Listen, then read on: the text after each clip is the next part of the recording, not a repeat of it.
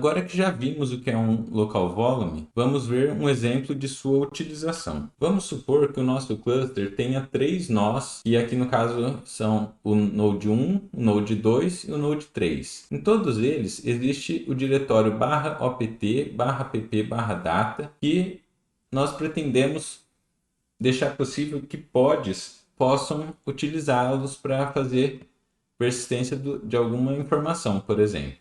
Só que tem uma questão. Esses nós aqui, alguns, por exemplo, podem usar HDD como armazenamento, né? Que é o caso aqui do Node 2. E, por exemplo, o Node 1 e o Node 3 utilizam SSD, que é uma forma de armazenamento bem mais rápida. Então, a gente pode utilizar labels para informar isso, essa diferença entre esses nós. E aí, para disponibilizar um volume para que os pods possam utilizar, por exemplo, nós precisamos definir uma storage class, que nós vamos chamar de volume local aqui no caso. Além disso, nós vamos definir um volume persistente, né, um local volume, chamado volume-ssd. A gente informa que esse volume vai utilizar o diretório /opt/pp/data da máquina na qual ele for vinculado, e a gente informa que no máximo ele vai usar 3 GB. O tamanho desse volume vai ser de 3 GB. Nós também precisamos definir aquela afinidade de nó que eu comentei com vocês. Nesse caso, nós vamos falar que esse volume só vai poder ser vinculado a nós que apresentem SSD, que são aqueles marcados pela label SSD. Então, no caso, ele só poderia ser vinculado ao Node 1 e ao Node 3. Ele não poderia ser vinculado ao Node 2. Outro detalhe, nós temos que falar que esse persistent volume utiliza essa storage class aqui, ou seja, ele é desse tipo aqui, um volume local, né, definido nessa storage class. E aí vamos supor que a gente tem um deployment lá que nós definimos um pod, então quando nós implantarmos esse deployment no nosso cluster, conforme a gente já viu nos vídeos anteriores, vai ser criado um pod A que vai ter um container 1. Esse container 1 ele tem um diretório /dados no qual a gente quer mapear esses diretórios aqui, /opt/pp/data, de qualquer um desses nós ao qual for vinculado esse pod, né? No qual esse pod for executado efetivamente. Para isso, a gente precisa criar, como eu comentei com vocês, a Persistent Volume Claim, a PVC, que é uma solicitação de utilização de algum volume gerenciado pelo cluster Kubernetes. A gente vai chamar ela aqui de armazenamento-dados-claim. E aí a gente precisa definir qual é o tamanho máximo que a gente quer utilizar com esse pod aqui. Então, nesse caso, foi definido 2 GB.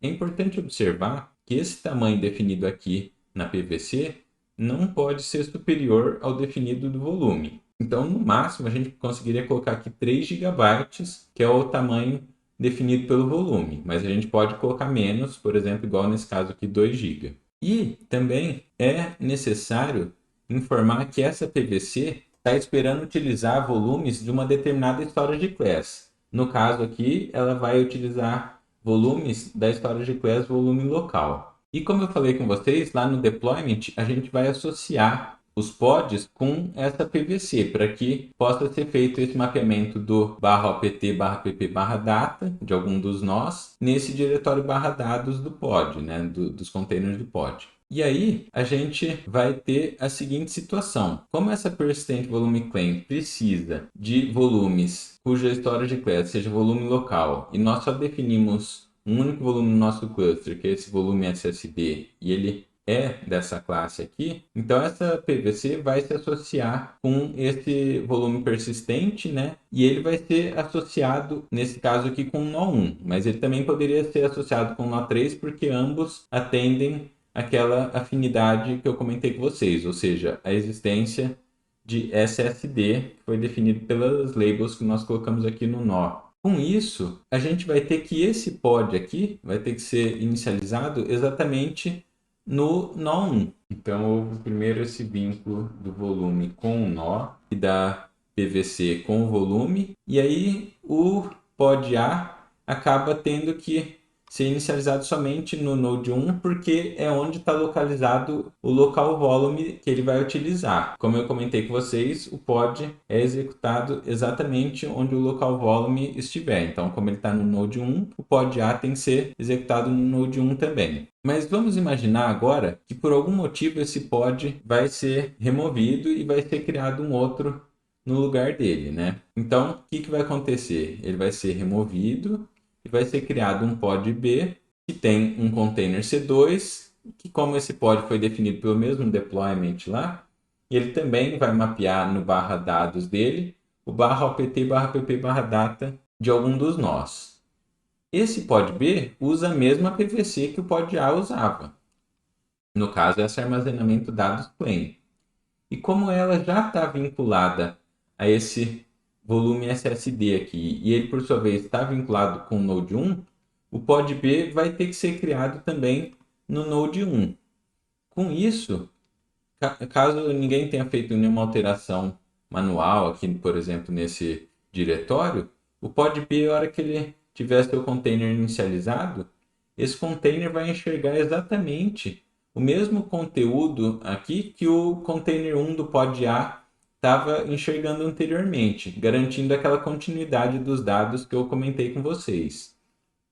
Então, a gente entende aí como que é feito esse processo, né? Eu espero que tenha ficado claro todos os passos que a gente tem que fazer para definir um local volume.